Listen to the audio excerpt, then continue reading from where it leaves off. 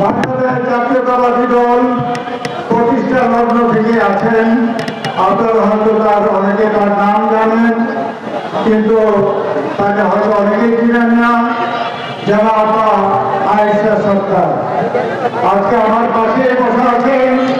জনাব আয়েশা সরকার উনি আমাকে জানেন, উনি আমাকে দেখেছেন, উনি জানেন যে আমি এই দলের সাথে সেই সময় থেকে সম্পৃক্ত। প্রিয় উপস্থিতি, প্রিয় ভাইয়েরা, আমি একটি শিল্প কারখানার মালিক সত্যি, কিন্তু আমি আপনাদের মতো একজন পুত্র কর্মী। তার প্রমাণ আমার কাছে আছে একটা কাগজ, সেটা 2017 সালে আমি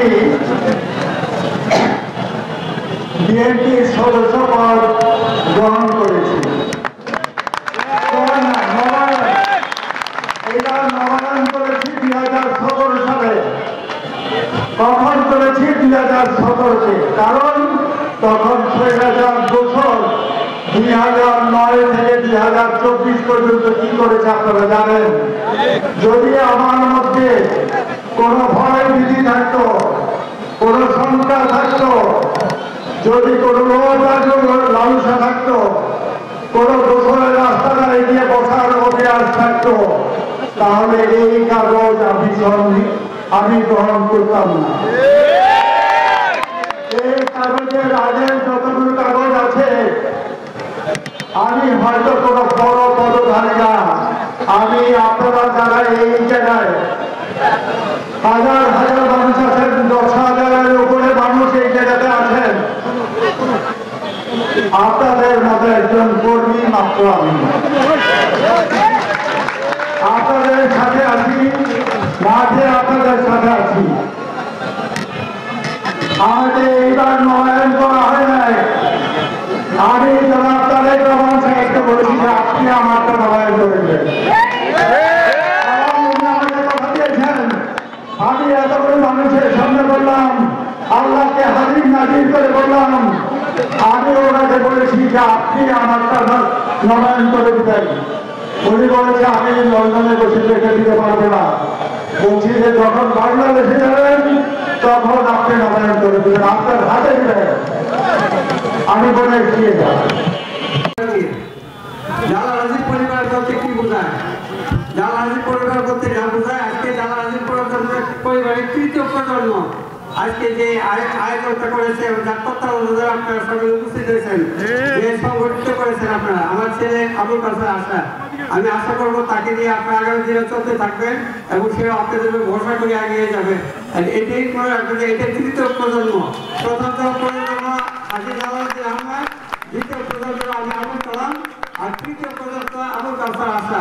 এরপর বাইরে কিন্তু আর জালালাজি পরিবার বলতে কেউ নাই। এটা আমি আপনাদের আগামী দিনের জন্য সংগ্রামী আহ্বান জানাচ্ছি। আমাদের মাননীয় দেশ নেত্রী বেগম খালেদা জিয়া মাননীয় চেয়ারপারসন, উনি খুব অসুস্থ। আল্লাহ রাব্বুল আলামিনের কাছে আমরা সরকারি দোয়া করে শুরু করেছি বক্তব্য। ওনার দীর্ঘায়ু কামনা করছি। আর আমাদের আগামী দিনে আমাদের দেশ নায়ক তারেক রহমান সাহেবকে 31তম কর্মসূচি আমাদের মধ্যে বাস্তবায়নের জন্য পাঠিয়েছেন, সেটা নিয়ে আমরা মাঠ পর্যায়ে রয়েছি। আর আগামীতে একটা নির্বাচন আছে, আপনারা জানেন। সেই নির্বাচনের জন্য আমি শুধু একটা কথাই বলবো যে আপনারা যারা এখানে জুলুম শিকার হয়েছেন, শারীরিকভাবে অত্যাচারিত হয়েছেন, যানবাহনে আপনার ক্ষতিগ্রস্ত হয়েছেন, আপনারা কি ন্যায় সবাই ধানের শীষের সৈনিক, সবাই বেগম খালেদা জিয়ার সৈনিক, সবাই তারেক রহমানের সৈনিক। আমি একটি দায়িত্বশীল পদে আছি। দায়িত্বশীল পদের থেকেও আমি দায়িত্বশীল বক্তব্য দিতে চাই। আমি বলতে চাই, আমাদের যে আগামী নির্বাচন, সেই নির্বাচনটা এই দেশের মানুষ যাতে সুষ্ঠুভাবে ভোট দিতে পারে, সেটার জন্য আমরা 15 বছর আন্দোলন সংগ্রাম করেছি। সেই আন্দোলন সংগ্রাম করতে যে, সেই আন্দোলন সংগ্রাম সুষ্ঠু নির্বাচন দাবি করতে যে যারা জেল খেটেছে,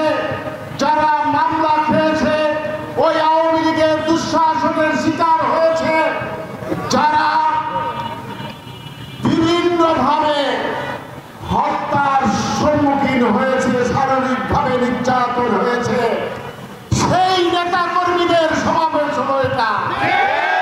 এখানে যারা জেল খেটেছে তারা এখানে এসেছে, কিন্তু আজকে আমরা ভিন্ন রূপ দেখি।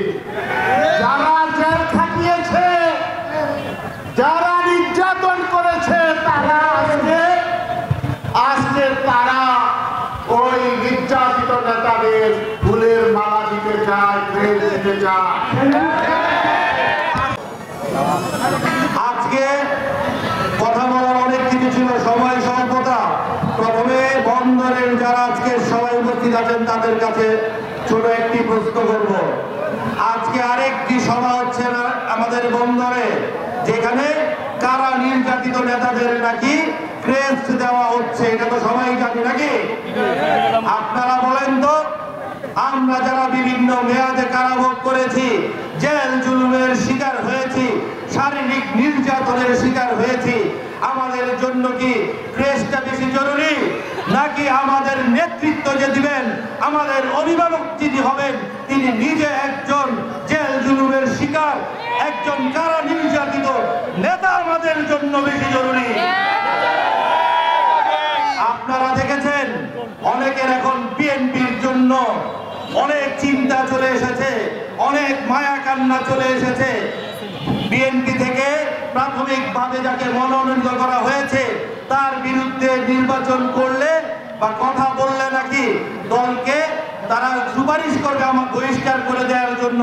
তার মানে বহিষ্কৃত কাদের কথা বলছে? আমাদের কথা। আমি আপনাদের কাছে একটি প্রশ্ন রাখবো, আপনারা সবাই সচেতন। 2018 সালে যে নির্বাচনে বিএনপি অংশগ্রহণ করেছিলেন, তখন কি এই মনোনয়নটা কে দিয়েছিল? আমাদের বিএনপির হাইকমান্ড দিয়েছিলেন না? তখন যারা নাঙ্গল কাঁধে নিয়ে নাঙ্গলের নির্বাচন করেছেন, তখন বিএনপির হাইকমান্ডের কথা কেন চিন্তায় আপনাদের আসেননি?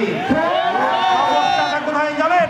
মূল সমস্যাটা হচ্ছে ওই ধরনের নেতৃবৃন্দ যারা আছেন, যাদের আজকে বিএনপির জন্য অত্যন্ত মায়া কান্না হচ্ছে, তারা আসলে হচ্ছে মালে, দলে না, তারা হচ্ছে মালে।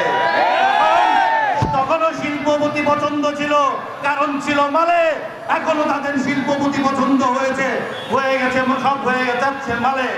এমন একটা মধুর সমস্যায় আছি, যদি আজকে চিন্তাও করি মাসুদ সাহেবের সাথে যে দাঁড়াবো, তারপরেও যাওয়ার পরে বুঝতে করবে কি ভাই কত পেয়ে গেলেন, কত টাকা দিয়ে নিয়ে গেল।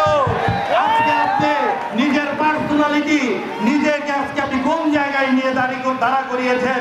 যত সকল দালালদের নিয়ে, যত সকল দোসরদের নিয়ে আজকে আপনি যে চেষ্টা করছেন মাঠ দখলের, কাজ হবে না। আমাদের ভাঙার জন্য তো অনেক চেষ্টা করলেন, কালকে অনেক ভাঙার চেষ্টা করছেন। আপনার উদ্দেশ্যে বলছি, যতবার ভাঙার চেষ্টা করবেন ইনশাল্লাহ আরো দ্বিগুণ শক্তি নিয়ে আগাবো।